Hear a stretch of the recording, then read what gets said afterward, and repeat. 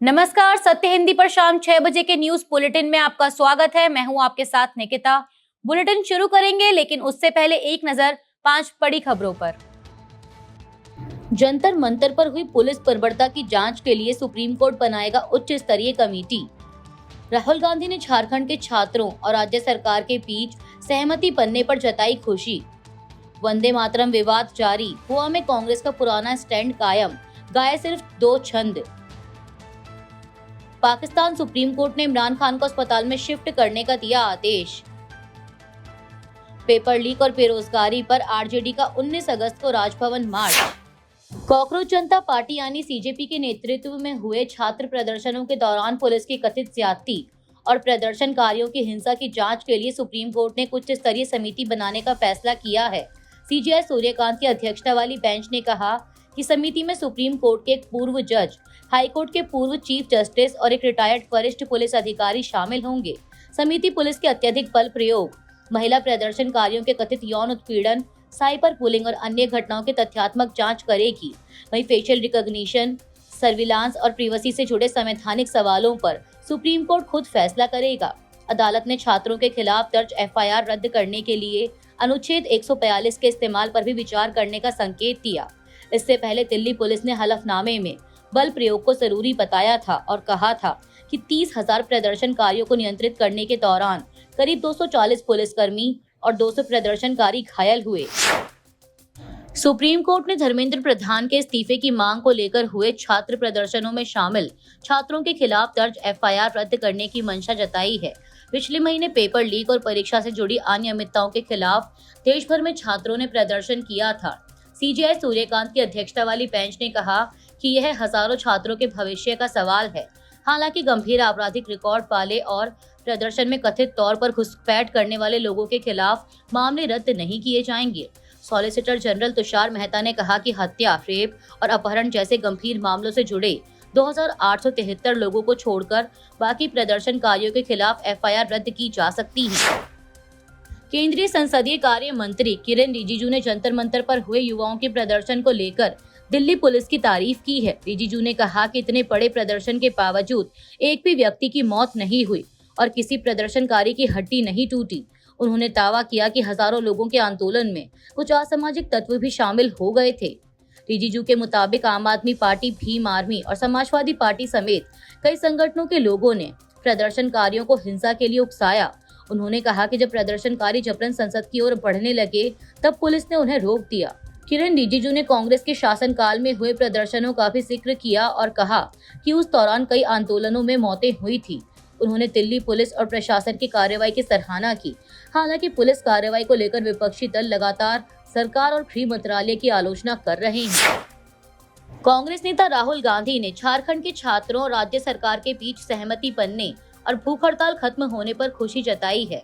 राहुल गांधी ने एक्स पर कहा कि मुख्यमंत्री हेमंत सोरेन और झारखंड सरकार ने बातचीत का रास्ता चुना और समाधान निकाला। उन्होंने कहा कि छात्रों ने संयम के साथ अपनी बात रखी और यही लोकतांत्रिक तरीका है। राहुल के मुताबिक जब छात्र सवाल पूछें तो सरकार को जवाब देना चाहिए।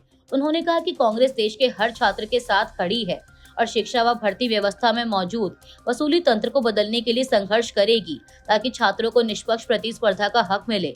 बता दें कि सोमवार को मुख्यमंत्री हेमंत सोरेन ने जेपीएससी 14 और जेएसएससी सीजीएल परीक्षाएं रद्द करने का ऐलान किया था।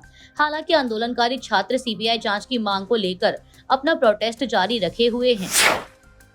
वंदे मातरम के पूर्ण गायन को लेकर विवाद सोमवार को भी जारी रहा। गोवा में कांग्रेस अध्यक्ष मल्लिकार्जुन खड़गे की मौजूदगी वाले कार्यक्रम में राष्ट्रीय गीत के केवल पहले ही 2 पद गाए गए। कांग्रेस ने अपने फैसले के समर्थन में 1937 के उस प्रस्ताव का हवाला दिया जिसमें रविंद्रनाथ टैगोर की सिफारिश के बाद पहले 2 पद गाने की बात कही गई थी। वहीं बीजेपी युवा मोर्चा के कार्यकर्ताओं ने गोवा में खड़गे के काफिले को रोकने की कोशिश की और कांग्रेस पर राष्ट्रीय गीत का अनादर करने का आरोप लगाया। पुलिस ने प्रदर्शनकारियों को रोका। यह विवाद संसद में पारित उस कानून के बाद और बढ़ा है जिसमें वंदे मातरम को राष्ट्रीय गान के समकक्ष दर्जा और पूर्ण गायन को अनिवार्य करने का प्रावधान बताया गया है। पाकिस्तान के सुप्रीम कोर्ट ने पूर्व प्रधानमंत्री इमरान खान को इलाज के लिए शिफा इंटरनेशनल अस्पताल में शिफ्ट करने का आदेश दिया है। उन्हें 16 सितंबर को होने वाली अगली सुनवाई तक अस्पताल में रखा जाएगा। 3 सदस्यीय बेंच ने इमरान खान के अस्पताल में भर्ती कराने की याचिका पर सुनवाई की। कोर्ट ने अदियाला जेल के अधीक्षक को अवमानना का नोटिस भी जारी किया। साथ ही इमरान खान की सेहत से जुड़ा पूरा मेडिकल रिकॉर्ड पेश करने का निर्देश दिया गया है। अदालत ने अधिकारियों को हर हफ्ते इमरान की उनके परिवार से मुलाकात सुनिश्चित करने को भी कहा है। कोर्ट ने उनके खिलाफ लंबित सभी मामलों और मुलाकातों का पूरा रिकॉर्ड भी मांगा है। इमरान के सलाहकार जुल्फी बुखारी ने फैसले का स्वागत किया और कहा कि बेहतर होता यह फैसला पहले लिया जाता।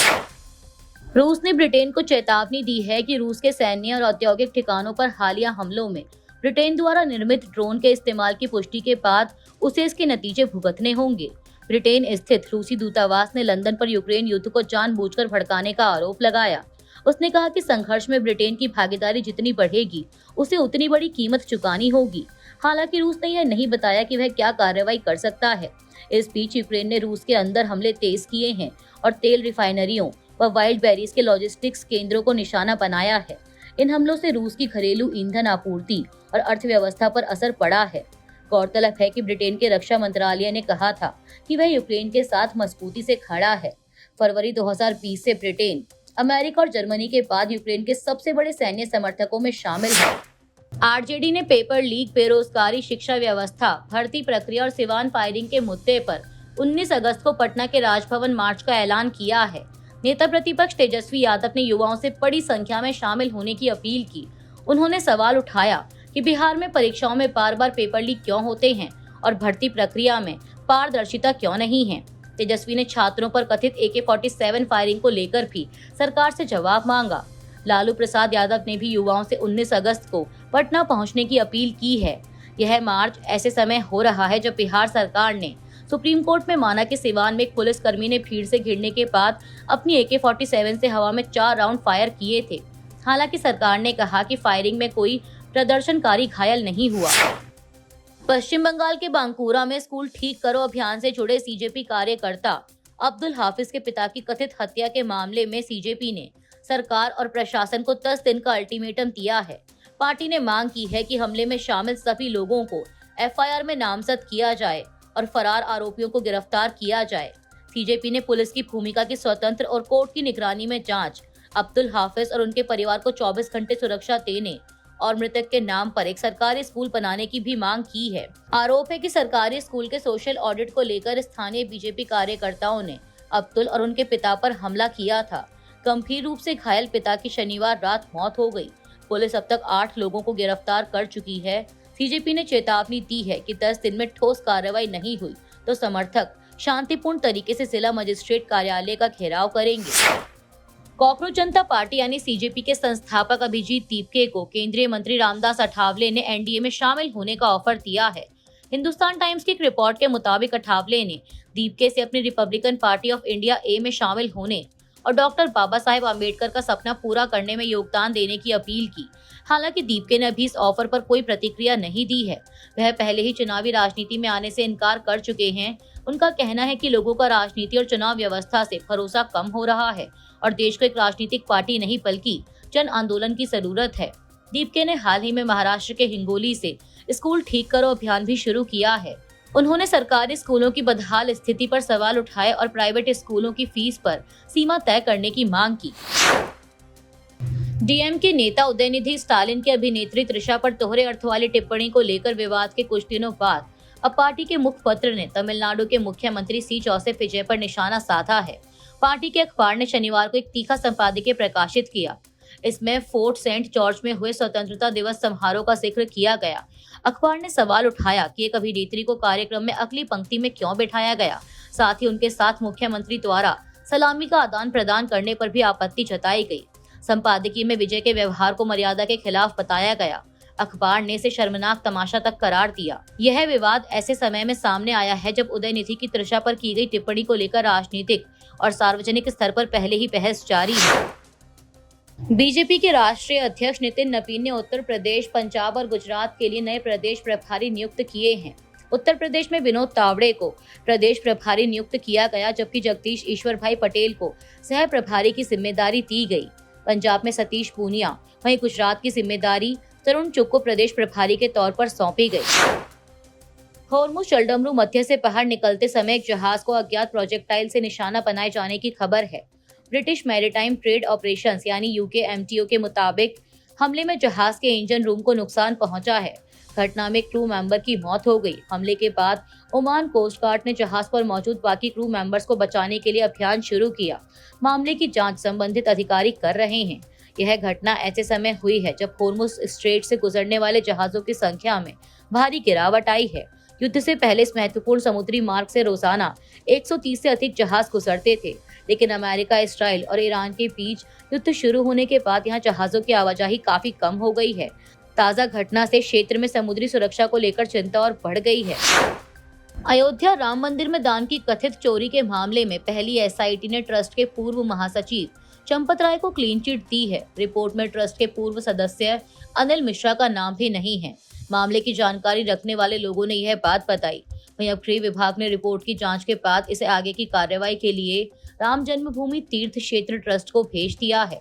पहली एसआईटी ने 27 अप्रैल से 5 जून 2026 के बीच काउंटिंग रूम में करीब 70 बार कैश चोरी होने की बात कही थी। सीसीटीवी में कर्मचारियों पर कैश छिपाने और ले जाने के आरोप सामने आए। रिपोर्ट में ट्रस्ट और एसबीआई की तय एसओपी का पालन न होने की बात भी कही गई। इस मामले में एफआईआर के बाद 8 आरोपी गिरफ्तार किए जा चुके हैं। वहीं सुप्रीम कोर्ट के निर्देश पर दूसरी एसआईटी जांच जारी रखे हुए है। विवाद जून में मंदिर के दान से करोड़ों रुपए की कथित हेराफेरी के आरोपों के बाद सामने आया था। अभी के लिए इस बुलेटिन में सिर्फ इतना ही। रात 8 बजे फिर हाजिर होंगे देश दुनिया की तमाम बड़ी खबरों के साथ। तब तक के लिए देखते रहिए सत्य हिंदी। नमस्कार।